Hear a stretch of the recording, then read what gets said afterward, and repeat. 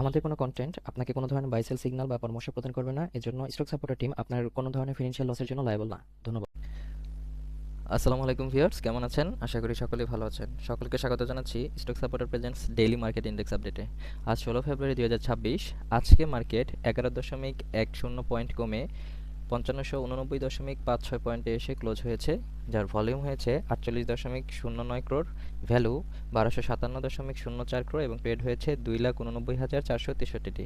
Market ট্রেন্ডে আজকে 153টি stock up ট্রেন্ডে আছে, ডাউন ট্রেন্ডে আছে 218টি এবং নিউট্রাল পজিশনে আছে 26টি। Market sentiment bullish. Top stock gainer আছে বিআইএফসি, নিউ লাইন, অ্যাসালম CRST, Premier Bank, Saif powertec limited. অন্যদিকে টপ স্টক লুজার আছে ICB Islamic bank, prime textile, ring shine, Uttara finance, Padma life.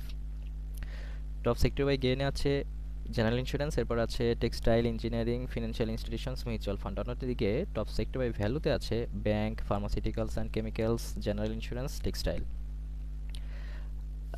আজকে ব্লকে সবচেয়ে বেশি ট্রানজ্যাকশন হয়েছে এমএল ডাইং এই স্টকটির।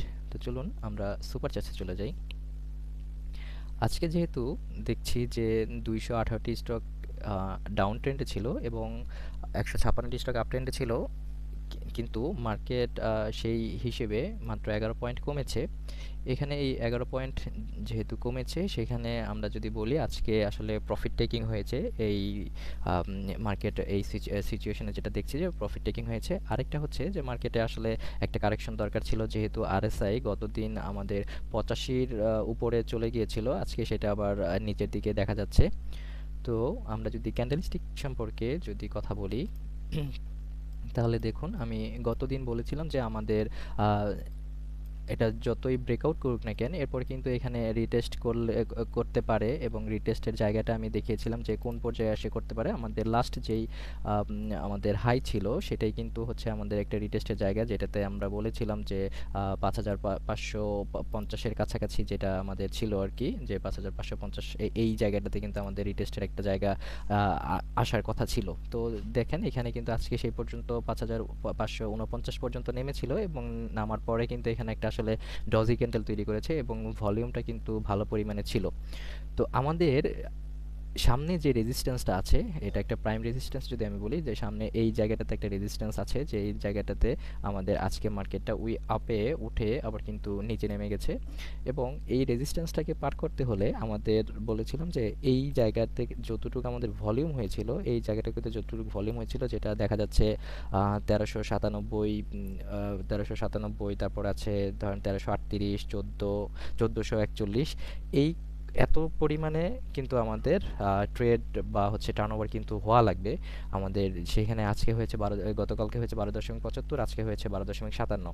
তো এই জায়গাটুকুতে যদি আমরা পার করতে চাই তাহলে আমাদের কিন্তু ভলিউম লাগবে 1300, 1400, 1500 এরকম করে কিন্তু ভলিউমটা লাগবে এবং আমরা একটা ক্রিটিক্যাল সিচুয়েশনে আছি।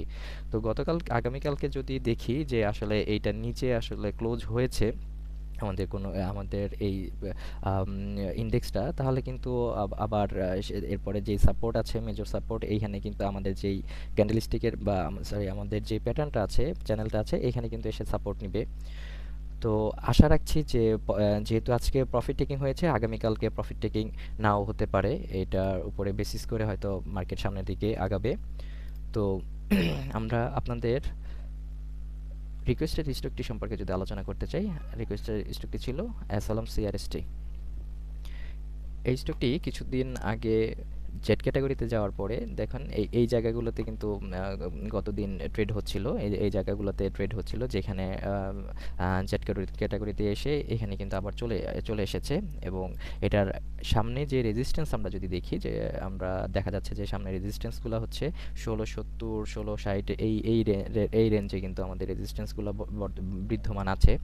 তো আমরা এটাকে যদি আরেকটু ক্লাসিফাই করি, এখান থেকে আমাদের একটা প্যারালাল চ্যানেল একে দেখি, এখান থেকে সর্বোচ্চ পর্যায়ে যেটা আছে এই জায়গাটা থেকে আমাদের এই জায়গাগুলোতে বেশিরভাগ এই স্টকটি আপ ডাউন করেছে। তো এখন এইটাতে আমরা ক্যান্ডেলস্টিক দিয়ে দেখি যে এখন যে পর্যায়টাতে আছে, আমি সবসময় বলে থাকি যে আমাদের মাঝখান দিয়ে যেই ডেটাটা, মাঝখান দিয়ে যে দাগটা যাবে এই দাগটা কিন্তু একটা মেজর রেজিস্ট্যান্স হিসেবে কাজ করবে, সরি, মেজর রেজিস্ট্যান্স হিসেবে কিন্তু এটা কাজ করবে। তো এখানে এখন এই মেজর রেজিস্ট্যান্সের জায়গায় কিন্তু এই স্টকটি এখন আছে। তো যদি এটাকে যদি ব্রেক করতে হয় তাহলে আমাদের সেই আগের কথা যে ভলিউম সহ ব্রেক করতে হবে। এই জায়গাটুকুতে কিন্তু আগে যে পরিমাণে এখান থেকে উঠেছে এবং এই যেখানে দেখা যাচ্ছে এখানে কিন্তু অনেক ভলিউম ছিল। তো সেই হিসেবে আজকে কিন্তু সেরকম ভলিউম পাইনি। তো দেখা যাক যে আগামীকালকে আসলে ভলিউমটা পাই কিনা। তো সবাই আমাদের সাথে যুক্ত থাকুন, ভালো থাকুন, আসসালামু আলাইকুম।